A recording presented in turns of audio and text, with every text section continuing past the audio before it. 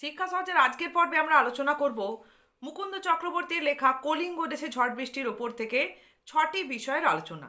প্রথমে জানবো এই কবিতাটির নামের দিক থেকে কি তথ্য আমাদের মাথায় রাখতে হবে। কবিকে, 2 নম্বরে রয়েছে কবিকে এবং তার কি কি পরিচয় আমাদের জানা একান্তভাবে আবশ্যক। 3 নম্বরে দেখব কবিতাটির উৎস। 4 নম্বরে এই কবিতাটির পেছনে কি কাহিনীগত প্রেক্ষাপট রয়েছে, না হলে কিন্তু আমরা এই প্রশ্নের উত্তর লিখতে পারবো না। 5 নম্বরে যে বিষয়টি জানবো সেটা আমাদের জানতে ভালো লাগবে, এর জন্য কিন্তু প্রশ্নে উত্তর লেখার কোনো বিষয় নেই। সেটা হচ্ছে কলিঙ্গ দেশ, যে আমরা কবিতায় নামতে পাচ্ছি, কলিঙ্গ দেশ বলতে বর্তমানে কোন স্থানকে বোঝানো হচ্ছে। এছাড়া কাহিনীর প্রেক্ষাপটে যে আমরা দেখব গুজরাট নগরের প্রসঙ্গ, এই গুজরাট নগর আসলে বর্তমানে কোন স্থান।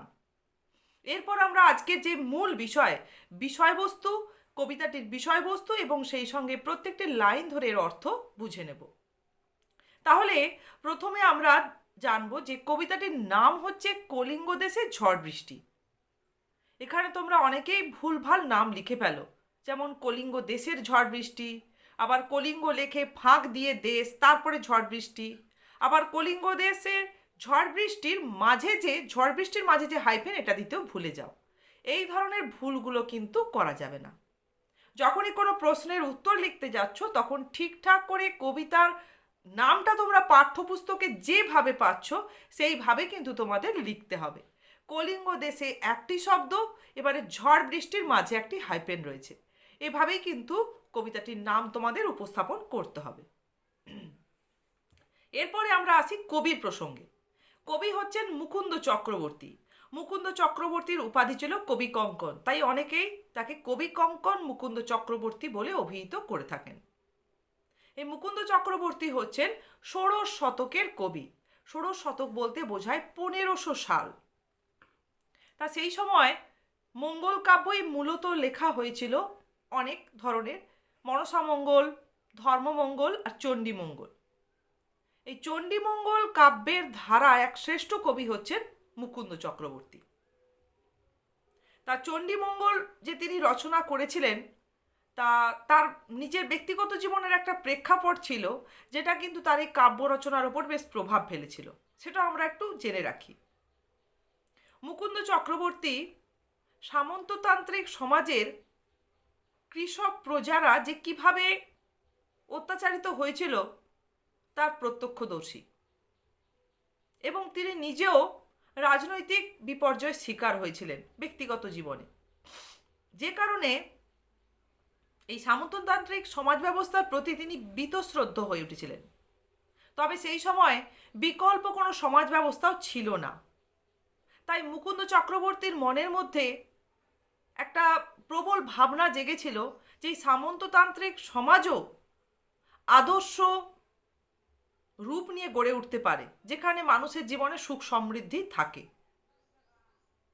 তা সেই ভাবনাই কিন্তু যখন মুকুন্দ চক্রবর্তী চণ্ডীমঙ্গল কাব্য রচনা করছেন, তার একটি অংশে যে কালকেতুর গুজরাট নগর পত্তনের দিকটি রয়েছে সেখানে প্রভাব ফেলছে তার মনের সেই ভাবনা। তা ব্যক্তিগত জীবনে তিনি যা অভিজ্ঞতা সঞ্চয় করেছিলেন তার প্রভাব তো তার কাব্য রচনার মধ্যে থাকবেই, এটা স্বাভাবিক। এরপর আমরা জানবো যে এই কলিঙ্গ দেশে ঝড় বৃষ্টি পাঠ্য অংশটির উৎস কী। মুকুন্দ চক্রবর্তী যে চণ্ডীমঙ্গল কাব্য রচনা করেছিলেন সেটি চণ্ডীমঙ্গল, অভয়ামঙ্গল বা অম্বিকা মঙ্গল নামে পরিচিত। এই কাব্যের 2টি খণ্ড, দেবখণ্ড, নরখণ্ড। নরখণ্ডেরও আবার 2টি অংশ রয়েছে, আখেটিক খণ্ড আর বণিক খণ্ড। আখেটিক খণ্ডের নায়ক হচ্ছেন ব্যাত কালকেতু, আর বণিক খণ্ডের নায়ক ধনপতি সদাগর। এই আখেটিক খণ্ডের অংশবিশেষ থেকে আমাদের পাঠ্য অংশটি গৃহীত হয়েছে। তাহলে আমাদের এই কলিঙ্গ দেশের ঝড় বৃষ্টি পাঠ্য অংশটির উৎস বললে আমরা বলবো যে চণ্ডীমঙ্গল কাব্যের আখেটিক খণ্ড থেকেই কলিঙ্গ দেশের ঝড় বৃষ্টি পাঠ্য অংশটি গৃহীত হয়েছে।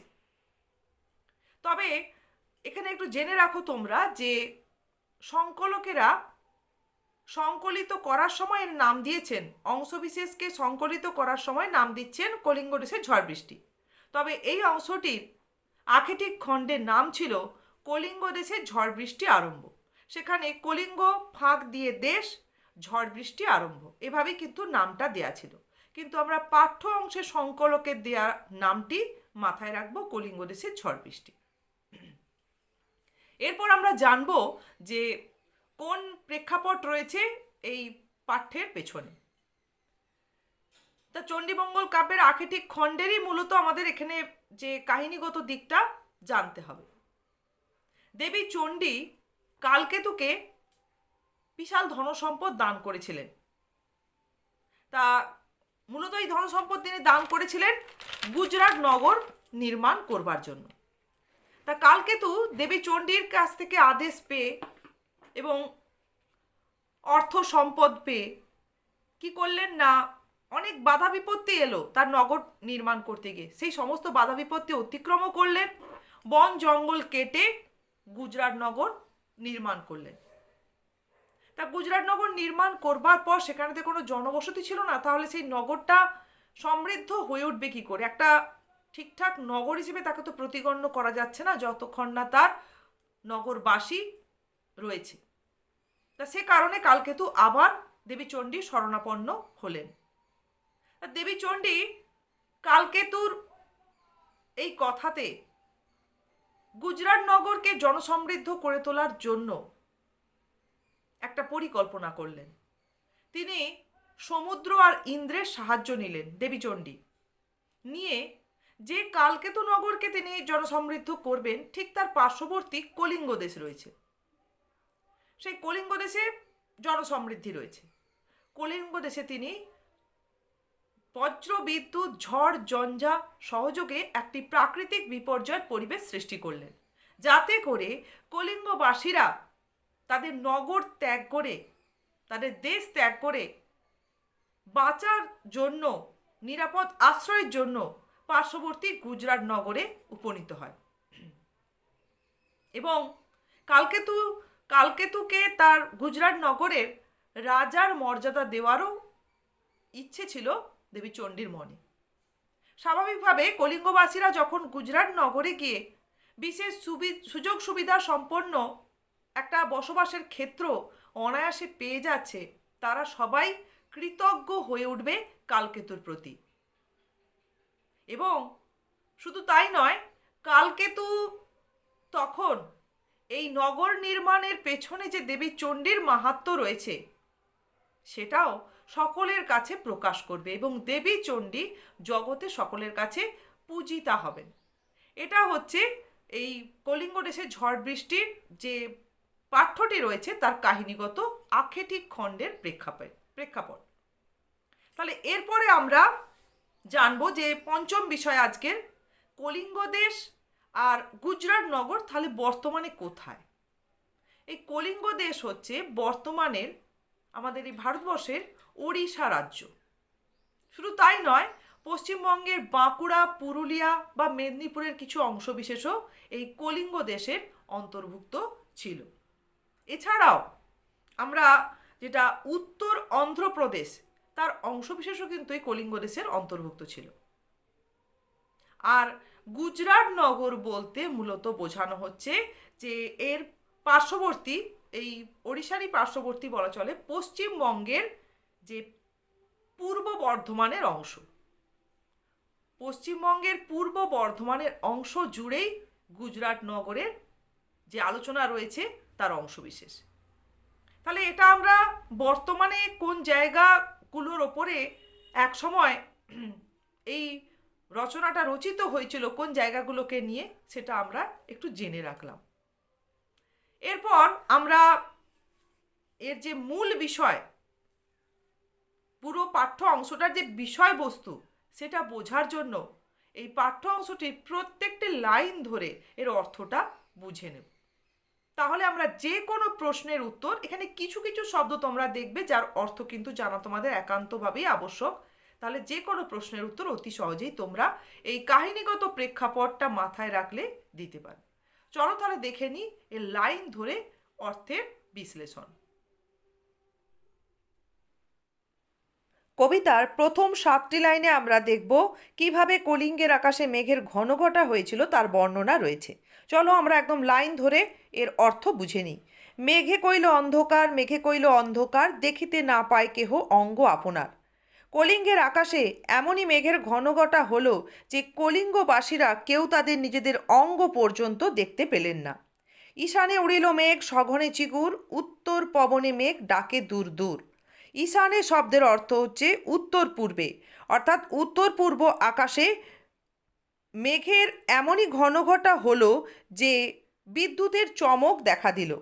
সেই সঙ্গে উত্তর পবনে অর্থাৎ উত্তরে হাওয়াতে মেঘ আরও ঘনীভূত হলো কলিঙ্গের আকাশে। সেই সঙ্গে মেঘের দুরু দুরু ডাক শোনা গেল। নিমেষেকে জোরে মেঘ গগন মণ্ডল, চারি মেঘে বরিশে মুষলধারে জল। নিমেষেকে শব্দের অর্থ হচ্ছে নিমেষের মধ্যে, মুহূর্তের মধ্যে কলিঙ্গের গগন মণ্ডলে যেন চারিধার থেকে মেঘ সঙ্গবদ্ধ হলো। সেই চারিধার থেকে যে মেঘ সঙ্গবদ্ধ হয়েছিল তাকেই এখানে কবি চারি মেঘ বলে অভিহিত করছেন। এবং সেই মেঘের সঙ্গবদ্ধ মেঘ থেকে বা সেই মেঘের ঘনঘটা থেকে মুষলধারে জল বর্ষণ হতে শুরু করলো। কলিঙ্গে উড়িয়া মেঘ ডাকে উচ্চনাদ, প্রলয় গনিয়া প্রজা ভাবয়ে বিষাদ। এভাবে কলিঙ্গের মেঘের ঘনঘটার মধ্য দিয়ে প্রবল গর্জন অর্থাৎ উচ্চনাদ শোনা গেল এবং এই পরিস্থিতিতে প্রলয় সংঘটিত, গনিয়া অর্থাৎ প্রলয় হতে চলেছে ভেবে কলিঙ্গের সমস্ত প্রজাদের মন বিষাদপূর্ণ হয়ে উঠল। এখানে আমরা এই চারি মেঘ শব্দটির শব্দবন্ধের একটা অর্থ রয়েছে, অনেক সময় টিকা থাকে, এটা আমরা জেনে রাখবো যে দেবরাজ ইন্দ্রের 4টি মেঘ রয়েছে, সংবর্ত, আবর্ত, পুষ্কর এবং দ্রোণ। এখানে সেই চারি মেঘ যেন কলিঙ্গের আকাশে একত্রিত হয়েছিল কলিঙ্গের সেই মেঘের ঘনঘটাকে ফুটিয়ে তোলার জন্য। এরপরে দেখো রয়েছে হুড় হুড় দূর দূর বহে ঘন ঝড়। এভাবে সমগ্র কলিঙ্গে হুড় হুড় দূর দূর করে ঝড়ের প্রভাব শুরু হলো এবং বিপাকে ভবন ছাড়ি প্রজা দিল রড়। রড় শব্দের অর্থ হচ্ছে পলায়ন করা এবং একটা প্রবল বিপদে পড়েছে এটা বুঝতে পেরে কলিঙ্গের সমস্ত প্রজারা ভয়ে পলায়ন করতে শুরু করলো। ধুলে আচ্ছাদিত হইল যে ছিল হরিত, উল্টিয়া পরে শস্য প্রজা চমকিত। এখানে হরিত শব্দের অর্থ হচ্ছে সবুজ, এটা তোমাদের জেনে রাখতে হবে। ধুলায় আচ্ছাদিত হলো কলিঙ্গের যা কিছু সবুজ ক্ষেত খামার ছিল। শুধু তাই নয়, সেই সঙ্গে শস্য অর্থাৎ খেতে যা শস্য ছিল সব উল্টে পড়ল, যা দেখে কলিঙ্গর প্রজারা চমকিত হয়েছিল, চমকে উঠেছিল।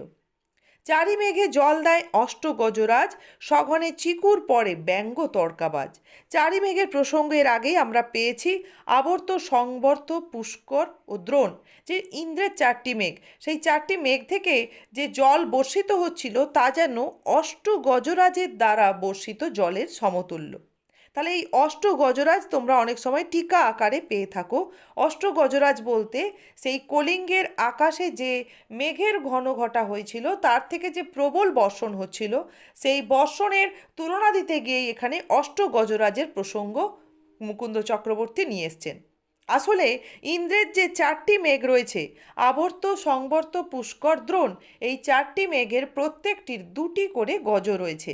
সর্বমোট 8টি গজ হয়। সেই 8টি গজর নামও কিন্তু আমাদের জেনে রাখতে হবে, যথা ঐরাবত, পুণ্ডরিক, বামন, কুমুদ, অঞ্জন, পুষ্পদত্ত, সার্বভৌম ও সুপ্রতীক। এই অষ্ট গজরাজের প্রসঙ্গ এখানে কলিঙ্গের চারিমেঘ থেকে বর্ষিত জলের বর্ণনা দিতে গিয়ে মুকুন্দ চক্রবর্তী নিয়ে আসছেন। শুধু তাই নয়, দেখো সঘনে চিকুর পরে ব্যঙ্গ তর্কাবাজ। এখানে এই ব্যঙ্গ তর্কাবাজ শব্দের অর্থ কিন্তু ভালো করে তোমাদের বুঝে রাখতে হবে। চিকুর শব্দের অর্থ হলো বিদ্যুৎ। তাহলে কলিঙ্গে বিদ্যুতের চমক ঘন ঘন চলছিল, তার সঙ্গে চলছিল প্রবল বাজের আওয়াজ। ব্যাঙ যেমন তড়াক তড়াক করে লাফায়, কলিঙ্গেও যেন ঠিক সেই রকম তড়াক তড়াক করে বাজ পড়ছিল, হঠাৎই বাজ পড়ছিল। এরপর করি কর সমান বরিশে জলধারা। করি কর বলতে এখানে হাতির সুরকে বোঝানো হচ্ছে। সেই হাতির সুর থেকে সমানভাবে জলধারার বর্ষণ হচ্ছিল, অর্থাৎ সেই অষ্ট গজরাজের সুর থেকে সমানভাবে কলিঙ্গের আকাশ থেকে যেন বর্ষণ চলছিল। জলে মহি একাকার, পথ হইল হারা। মহি শব্দের অর্থ হচ্ছে পৃথিবী। এখানে পৃথিবী বলতে কলিঙ্গকে, সমগ্র কলিঙ্গকে বোঝানো হচ্ছে। সমগ্র কলিঙ্গে এমনই বর্ষণ হচ্ছিল যে জলে যেন পথ হারিয়ে গিয়েছিল। জল স্থলের কোনো রকম বিচার করা যাচ্ছিল না কলিঙ্গের স্থলভূমিতে। এরপর ঘন ঘন শুনি চারি মেঘের গর্জন, কারো কথা শুনিতে না পায় কোনো জন। সেই চারি মেঘের প্রসঙ্গ, যে কলিঙ্গের আকাশে যে মেঘের সমাগম হয়েছিল, যাকে চারি মেঘ বলেছেন কবি, সেই মেঘ থেকে ঘন ঘন গর্জন শোনা যাচ্ছিল। কলিঙ্গবাসীরা কেউ কারোর নিজেদের কথা পর্যন্ত শুনতে পাচ্ছিলেন না। পরিচ্ছিন্ন নাহি সন্ধ্যা দিবস রজনী, কলিঙ্গে সঙ্গরে সকল লোক যে জৈমিনী।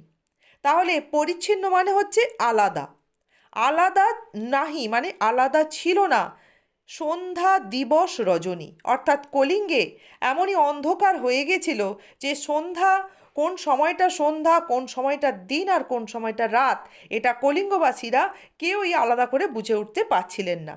তারাই বিপদে পড়ে কি করছিল না, কলিঙ্গের সঙ্গরে, সঙ্গরে শব্দের অর্থ হচ্ছে স্মরণ করে। কলিঙ্গবাসীরা সবাই স্মরণ করছিল কাকে না, জৈমিনী মুনির কথা। জৈমিনী মুনি হচ্ছেন পূর্ব মীমাংসা দর্শনের প্রণেতা, এক মুনি বিশেষ। আবার ইনি ছিলেন বেদব্যাসের শিষ্য। ইনি হচ্ছেন যে বজ্রপাত হয় তা নিবারণ করার ক্ষমতা রাখেন। তাই যে কোনো মানুষ ঝড় বৃষ্টির সময় বা সমুদ্রে যদি কোনোভাবে ঝড় বৃষ্টির সম্মুখীন হয়, সেই বাজ থেকে রক্ষা পাওয়ার জন্য জৈমিনী মুনির নাম স্মরণ করে থাকে। তা এখানে কলিঙ্গবাসীরাও সেই বিপদ সংকুল পরিবেশে জৈমিনী মুনিকে স্মরণ করছিলেন। শুধু তাই নয়, এরপর দেখো, হুড় হুড় দূর দূর শুনি ঝনঝন। কলিঙ্গবাসীরা হুড় হুড় দূর দূর করে ঝনঝন শব্দ ঝড়ের শুনতে পেল। না পায় দেখিতে কেহ রবির কিরণ। কলিঙ্গবাসীরা কেউ সূর্যালোক পর্যন্ত দেখতে পেলেন না। এর পরের অংশে দেখো, গর্ত ছাড়ি ভুজঙ্গ ভাসিয়া বুলে জলে, নাহি জানি জলস্থল কলিঙ্গ মণ্ডলে। যত গর্তের মধ্যে ভুজঙ্গ অর্থাৎ সর্প ছিল, তারা এবার কি করেছে, বুলে, বুলে অর্থাৎ বিচরণ করে বেড়ায়, ভেসে বেড়ায়, ঘুরে বেড়ায়। গর্ত ছেড়ে সাপের দল কলিঙ্গ যে জলে একাকার হয়ে গেছিল, সেই জলে ভাসতে আরম্ভ করেছে। সমগ্র কলিঙ্গ মণ্ডলে আর জল স্থল কোথাও কোনো কিছু বুঝতে পারা গেল না। এর পরের অংশে দেখো, নিরবধি 7 দিন বৃষ্টি নিরন্তর, আছুক শস্যের কার্য হেজ্জা গেল ঘর। নিরবধি অর্থাৎ সীমাহীনভাবে 7 দিন কলিঙ্গের আকাশে থেকে বৃষ্টি চলতে থাকলো। যতই শস্যের কাজ থাকুক না কেন, সমস্ত ঘর বাড়ি, হেজ্জা, হেজ্জা শব্দের অর্থ পচে গেল, নষ্ট হলো, ঘর বাড়ি নষ্ট হতে আরম্ভ করলো। শস্য তো নষ্ট হলো, ঘর বাড়িও এবার কলিঙ্গের ধ্বংস হতে আরম্ভ করলো। তারপরের অংশে রয়েছে, মেঝাতে পড়য়ে শিল বিদারিয়া চাল, ভাদ্রপদ মাসে যেন পড়ে থাকা তাল। মেঝাতে বলতে মেঝেতে বোঝানো হচ্ছে। দেখা যাচ্ছে যে কলিঙ্গের আকাশে এতক্ষণ পর্যন্ত মেঘের ঘন ঘটা, বিদ্যুতের চমক, বাজ, প্রবল ঝড় ছিল। এবার শিল বর্ষণ হতে শুরু করলো। সেই শিলগুলো কলিঙ্গের ঘরের চাল যেটুকুনি রক্ষা পেয়েছিল সেটুকুনি বিদীর্ণ, বিদারিয়া অর্থাৎ বিদীর্ণ করে পড়তে আরম্ভ করলো। ঘরের ভেতরে যেন ভাদ্র মাসে যেমন গাছ থেকে তাল পড়ে, ঠিক সেই রকমভাবে শিল পড়তে আরম্ভ করলো কলিঙ্গের সমস্ত ঘরে। কবিতার একদম দেখো শেষ অংশে চলে এসেছি। চণ্ডীর আদেশ পান বীর হনুমান, মঠ অট্টালিকা ভাঙ্গি করে খান খান। দেবী চণ্ডীর কাছ থেকে যেন বীর হনুমান আদেশ পেয়েছেন। তিনি তার বীর হনুমান দেবী চণ্ডীর আদেশ প্রাপ্ত হয়ে কলিঙ্গে যত মঠ অট্টালিকা ছিল সমস্ত কিছুকে ভেঙে যেন খান খান করতে আরম্ভ করলেন। আসলে কলিঙ্গে যে দুর্যোগপূর্ণ পরিস্থিতি সৃষ্টি হয়েছিল, তাতেই কলিঙ্গের মঠ অট্টালিকা ভাঙতে শুরু করেছিল। চারিদিকে বহে ঢেউ পর্বত বিশাল, উঠে পড়ে ঘরগুলা করে দলমল। দলমল শব্দের অর্থ হচ্ছে দোমড়ানো মোচড়ানো। তাহলে চারিদিকে কলিঙ্গের পথঘাট হারিয়ে গিয়েছিল, জলস্থল নির্বাচন করা যাচ্ছিল না প্রবল জলের প্রভাবে, বৃষ্টিতে যে জল জমে উঠেছিল তাতে, তাই সেই জলে প্রবল বায়ুর প্রভাবে যে পর্বত বিশাল ঢেউ সৃষ্টি হয়েছিল তাতে যেন ঘরগুলো ভেঙে তোমড়ানো মোচড়ানো হতে শুরু করলো। চণ্ডীর আদেশে ধায় নদ নদীগণ। এবারে যেন চণ্ডীর আদেশ পেয়ে শুধু বীর হনুমান নয়, এবার নদ নদীগণ ধাইতে আরম্ভ করলো কলিঙ্গের উদ্দেশ্যে। অম্বিকা মঙ্গল গান শ্রী কবি কঙ্কন। শ্রী কবি কঙ্কন উপাধি প্রাপ্ত মুকুন্দ চক্রবর্তী এইভাবেই অম্বিকা মঙ্গল গান গাইছেন। এভাবে কিন্তু কবিতার শেষে আগে এই চণ্ডীমঙ্গল বা মঙ্গল কাব্যে বা মধ্যযুগে দেখা গেছে কাব্য সাহিত্যে কবিরা তাদের রচনার নাম বা তিনি যে তার যার পৃষ্ঠপোষকতায় সেই গান রচনা করছেন তার উল্লেখ করে থাকেন। তার প্রতি একটা শ্রদ্ধা জ্ঞাপন বলো বা তার নামের উল্লেখ করে এখানে তিনি নিদর্শন রেখে যেতে চাইছেন যেন কার সময় পর্বে বা কার পৃষ্ঠপোষকতায় তিনি এই সাহিত্য রচনা করছেন। বা আগে তো এই গ্রন্থগুলো বা পুঁথিগুলো রক্ষণাবেক্ষণ করার খুবই মুশকিল ছিল, তাই মাঝে মধ্যেই হয়তো প্রথমের পাতা নষ্ট হয়ে যেতে পারে, তাই মাঝে মধ্যেই রচনার যেখানেই হোক তারা তাদের কাব্যগ্রন্থের নাম এভাবে উল্লেখ করতেন।